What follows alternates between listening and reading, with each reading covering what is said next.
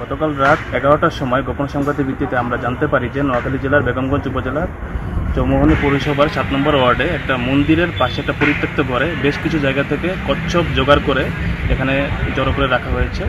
পরবর্তীতে উপকূলীয় বন বিভাগ নোয়াখালীর নেতৃত্বে এবং বন অধিদপ্তরের বন্যপ্রাণী অপরাধ দমন ইউনিটের সদস্যবৃন্দ সহ আর স্থানীয় স্বেচ্ছাসেবক সহ আমরা এখানে অভিযান চালাই। সেখানে অভিযান চালানোর পরে 425টি কচ্ছপ উদ্ধার করা হয়। এর মধ্যে 325টি ছিল জীবিত আর 100টি ছিল মৃত। আর এই কচ্ছপগুলো পরবর্তীতে বিভিন্ন জলাশয়ে অবমুক্ত করা হবে।